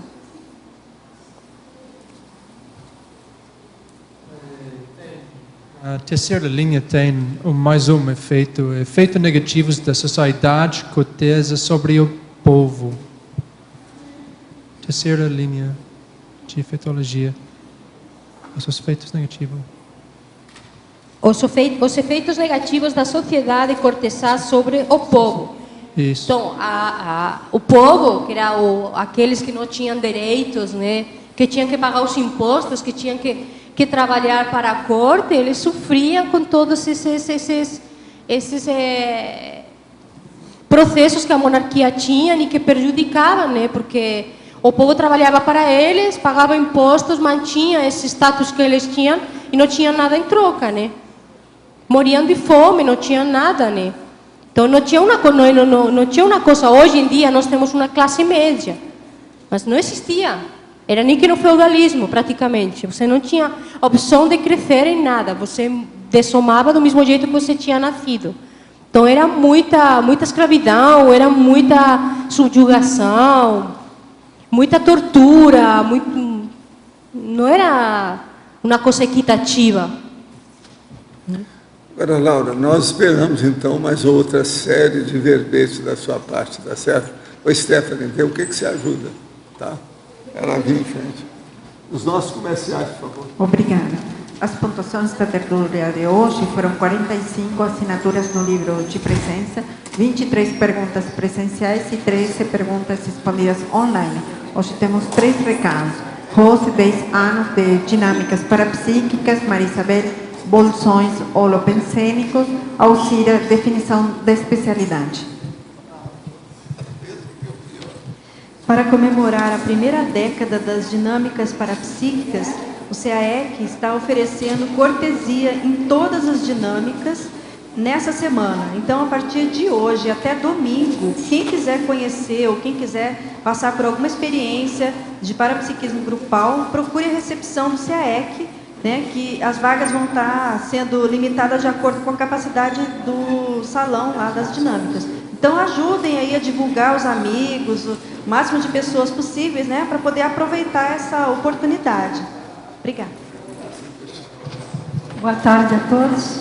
Hoje nós tivemos uma super aula com a professora Laura Sanches do Bolsão Monárquico. E dentro dessa linha de bolsões, nós estamos convidando a todos para estudar os demais bolsões ou alguns bolsões. O bolsão religioso, o bolsão bélico, o bolsão artístico e o bolsão do poder. Esses bolsões serão aprofundados no curso Bolsões Holopensênicos de 12 a 14 de abril, agora próximos, aqui no CAEC. Convidamos a todos a fazer inscrição pelo telefone 3525-2652. Obrigada. Olá, pessoal, boa tarde. A você, tertuliano e teletertuliana, convidamos você para o curso Definição da Especialidade Pessoal. O curso Definição da Especialidade Pessoal visa auxiliar os interessados na autodefinição da especialidade proexológica, através da sinergia dos métodos aplicados pela conscienciometria, sociometria e proexologia. Este primeiro módulo vai acontecer no dia 26 e 27 de abril e os demais módulos serão em seguida. As informações e as inscrições podem ser feitas na recepção do CAEC. Obrigada. O verbete da manhã é Divergência Consciencial Evolutiva, especialidade Conviviologia. Autora, professora Márcia Moreira. Obrigada e boa tarde a todos.